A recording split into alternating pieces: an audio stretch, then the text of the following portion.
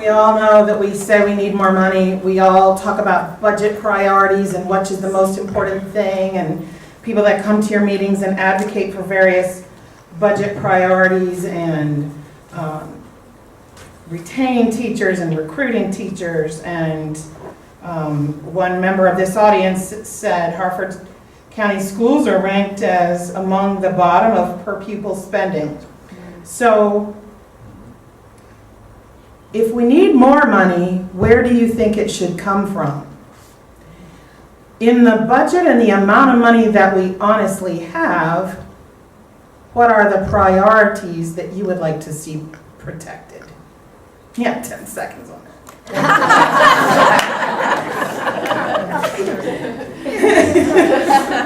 You might get a double amount of time on that one because it's kind of two questions. Yeah. No pressure. Right? Okay. So money, we need more of it, yes. We need to be spending the money we're given appropriately.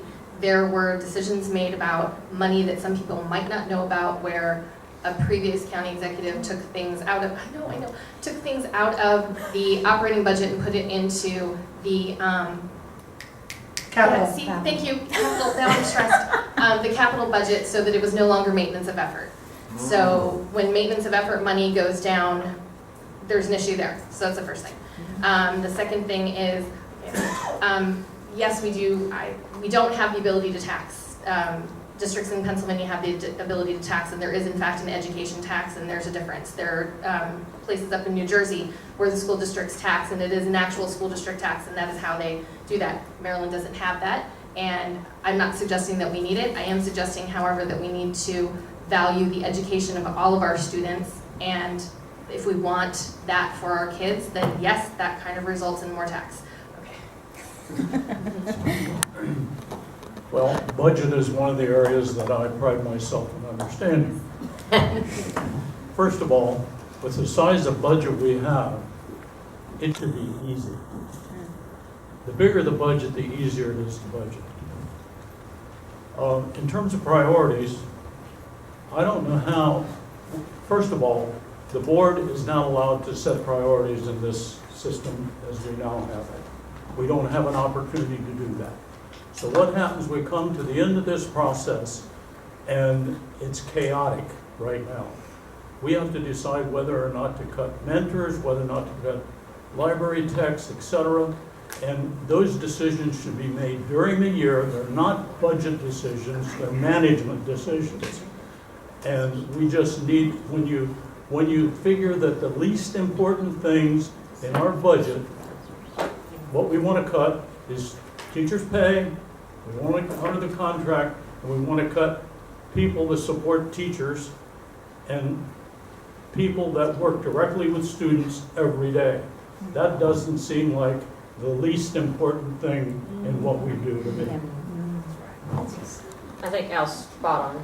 I think it'll be interesting. I think certainly teachers have to be our number one priority, right? If they're the ones that we've got to take care of. They're the ones that are taking care of our children. They're responsible for education system.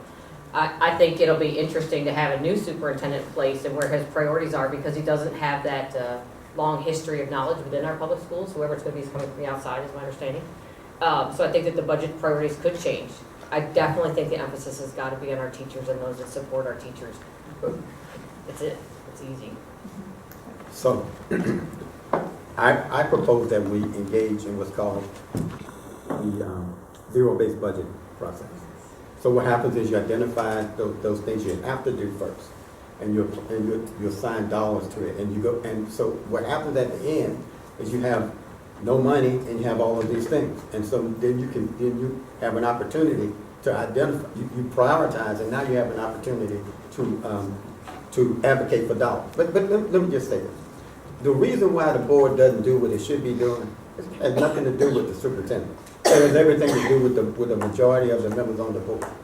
So what happens is it takes 5 people to move an issue. If 5 people don't, if you can't get 5 people to move an issue, it's dead. So the reason why the board doesn't set priorities, and it's not, we shouldn't blame the superintendent. We need to blame the people that sit on the board, because we make the decisions. You guys are you're not interviewing the superintendent, you're interviewing us. That's the reason why we don't have that. And one, again, the budget, the zero-based budgeting process, you gotta have a strategy. You just can't say we need more money. You can't do that. Look at the world we're living in. Look at the community that we live in. You gotta have a strategy in order to advocate for dollars. And this thing about what you've been hearing about, we're going to go and advocate for dollars, folks, we've been doing that for a long time. Has it worked? And on that note, I absolutely agree. For me, the budget priority has to be the most effective teachers in the classroom for our children. We need to stop hitting the classroom every time we're running low on money. And that's exactly what I've seen happening here in Harford County for about the past 20 years. It needs to stop. The other thing is 50% of our county budget already goes to education. You can't get blood out of a turnip, okay? So we need to be, and it goes back to what I said before, we have the resources, let's use them more effectively. We don't necessarily need more money, we need to think of better ways to spend it. This is another very important area, and we need to frankly press for greater allocation of funds. We shouldn't give up right now from the state. We should continue to advocate for more money from the state. The casino money needs to come to schools, and frankly, we need to advocate for a change in the funding formula so Harford County gets its fair share. Harford County has not done its fair share in the money that is allocated to schools.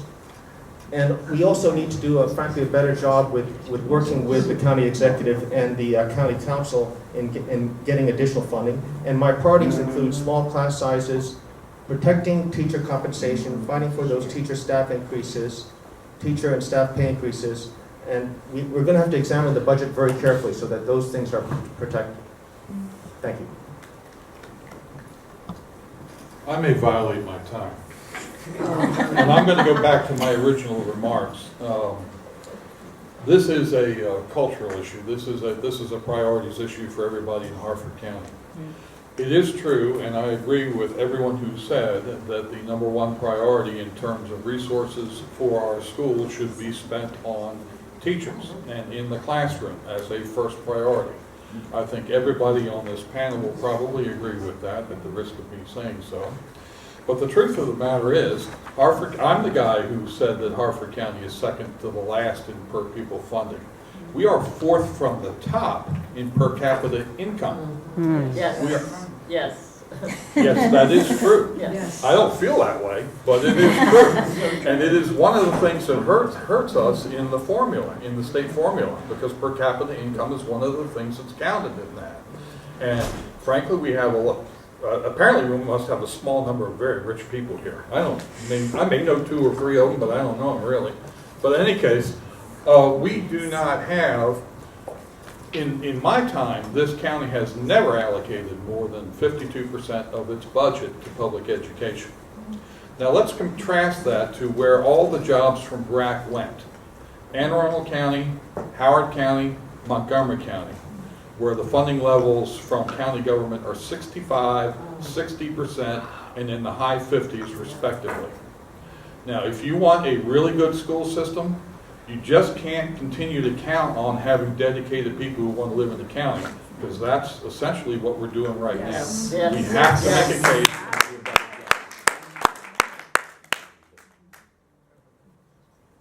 Well, this is an area I know a lot about.